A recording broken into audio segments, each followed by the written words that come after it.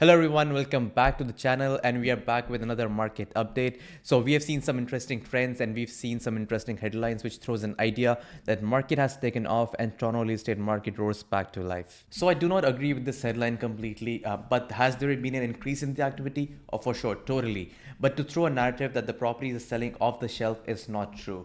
In fact, the sales have increased year over year and month over month, but to complete the story, the prices have slightly come down year over year and as well as month over month. So in this video, we're going to deep dive into the market stats and understand what's truly is happening in real estate market. And before we proceed, I just have a quick reminder for those of you who own a property in the city of Toronto. Please make sure you file the vacant home declaration before February 29th, 2024. Otherwise, the city is going to assume the property is vacant, even if in reality the property was occupied by you or by your renter, and you might be liable for vacant home tax. So please make sure you file it. The link of the same have been given in the description below. Now let's get back to the market update. So in the first segment of this video, I'm going to go through the numbers for downtown Toronto, and I will also quickly share what's happening on the rental side of things in downtown Toronto. And in the second segment of this video, we're going to share the numbers, and I'm going to discuss the numbers for Greater Toronto area as a whole. So let's get right into it. So first, let's understand what type of market we are exactly in, and to understand that, the best metric to use is month of inventory. So if the month of inventory is between 1 to 3 months,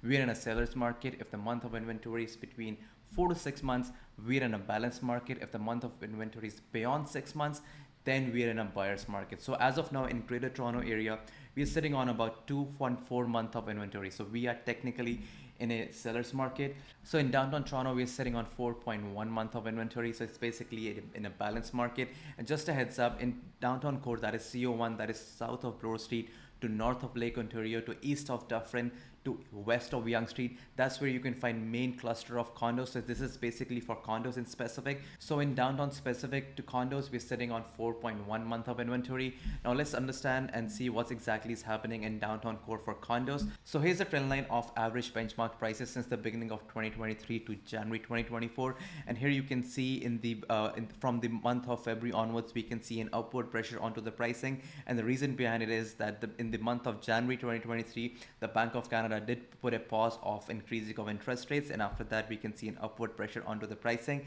And May was the peak for the year of 2023, the way the price is elevated. And after that, in the month of June and July, there was two interest rate hikes by the Bank of Canada, 25 basis point each, and after that we can see a downward pressure onto the pricing. Now if we do a year over year comparison, that is the average prices between January 2023 to January 2024, the prices have come down about by 2%. The number of sales for the same period have increased by 31%. The days on market, the property setting on market were in the month of January 23 was 33, and more or less the same in the month of January 2024. The active listings have increased for the same period by 24%. And just a quick note, the prices from the May of 2023, that was the peak, have come down about by 7.2%. So that is 61,000 give and take. So that's something to keep an eye out on. Now let's zoom in and understand what's happening month over month. So here's the trend line of benchmark prices from the June of 2023 to January 2024. I've just zoomed in a little bit more. And if you see the average prices from the month of December 2023 to January 2024, the prices, this is a slight difference of about by like 0.43%, not too much. Sales have increased by 28%, which is slightly significant, and days on market is again more or less the same, and the active listings have also increased by 4% give and take. So here's the chart I prepared categorizing condos which were sold in different price ranges. So first, let's see the total number of sales which are happened for condos in January 2024 were 1,336, and the average price we're looking at is $681,000. And if you check out the categories on the chart, the maximum number of condos which were sold were between the price range of $500,000 to $599,000, and the second highest sales happened between $600,000 to $699,000, and the third highest number of condos which were sold were between the price range of $700,000 to $799,000. So this is pretty interesting to see. Now let's proceed ahead and check out what's happening on the rental side of things in downtown Toronto. Now here are the stats for rentals in downtown Toronto, and in downtown Toronto I'm focusing on the core of downtown, that is CO1 area. So you can see the comparison between Q3 and Q4 of 2023, and the one bedrooms were hovering about 2,800 in the Q3 of 2023, and the amount of one bedroom units that were leased were 2,105, And in quarter four, the prices came down to 2642. The number of one bedroom units, those were released for 1,420 So the price difference from the quarter three to quarter four is -6%. And for two bedroom units, we're looking at the average price we're looking at is 4,006, and there were 959 units, two bedroom units, which were released in quarter three of 2023. And in quarter four, the price came down to 3,700, and the number of units, two bedrooms units, which were released were 598.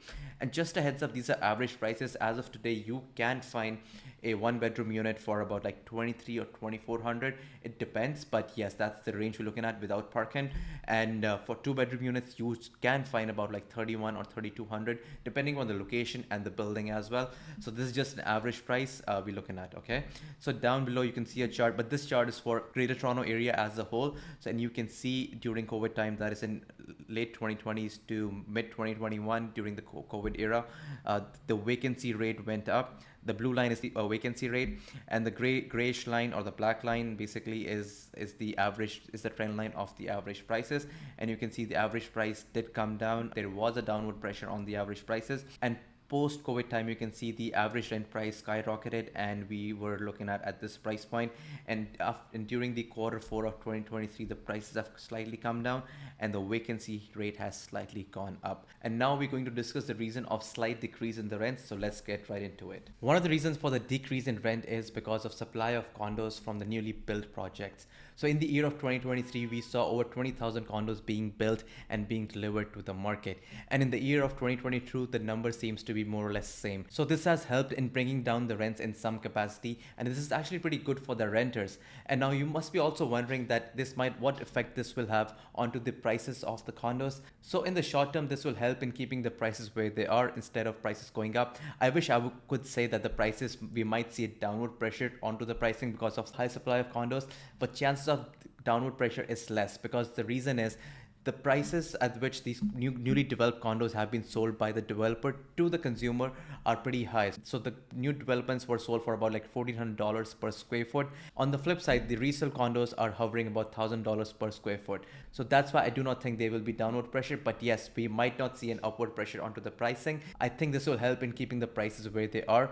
But in the long term, the situation seems to be slightly different, and the reason is developers are not building as much as they should because of high interest rate environment and high construction costs. So down the line, we might run into the same problem of supply if the developers don't start building or start constructing at a higher level. Second reason for the slight decrease of rent is because of supply of condos from the resale side of things. So in the month of November and December, we saw many sellers, they listed their condos for sale, but they did not get the price point what they were actually looking for. So they started pulling their listings from the sale side of things and started listing it towards the rent. So hence there was an increased supply onto the rental side of things. And third reason is seasonal slowdown. And so in the month of November, December, and even January, during the winter months, we traditionally see lower activity for the rentals, hence which leads to the downward pressure of the rental in some capacity. Now let's proceed to the last segment of this video and understand what's happening in the Greater Toronto market as a whole. So here you can see the average prices in the red for the Greater Toronto area for all property types, and the blue trend line is basically the Bank of Canada's overnight rate, and there's an inverse relationship between both the trend lines. So in the March of 2022, this is where the market peaked, and this is where the Bank of Canada stepped in and they introduced multiple interest rate hikes. And as we can see, there's an increase of interest rate right over here. There's a downward pressure onto the prices. And now let's zoom in towards January 2023 to period of January 2024 and see what's happened year over year. So if we see January 23 to January 2024, the prices have more or less remained flat, and they have come down by 1% give and take. And on the flip side, the number of sales activity or the sales activity has increased by 37%, which is pretty steep. And we did notice an activity in the market. And if we do comparison month over month from the month of December 2023 to January 2024, the prices have in fact come down by 5%. But on the flip side, the sales have gone up by 22%. So this is something we'll have to keep an eye out on. So going forward, I think the prices are going to remain around this price point. We will not see a higher fluctuation upward or downward. Chances are very less that we will see a downward pressure, but we'll have to see what Bank of Canada decides to do with their cutting down of rates. Whenever they're going to start doing it, we do not know when they are going to. All economists and financial analysts are expecting it to be done maybe in like my second or third quarter of this year. I will have to wait and watch when that happens. So, but whenever the Bank of Canada decides to start cutting down on rates, chances are very, very high we'll see an appreciation onto the prices. But the question, million dollar question is, when's that's going to happen. So we'll have to wait and see and how things turns out to be. So that's pretty much for today. I hope I was able to give some value, and if I did, then please smash that like button and subscribe to the channel. And if you have any questions about real estate, you can book a call with me by clicking on the Calendly link mentioned in the description below. Thanks for watching, and see you in the next video.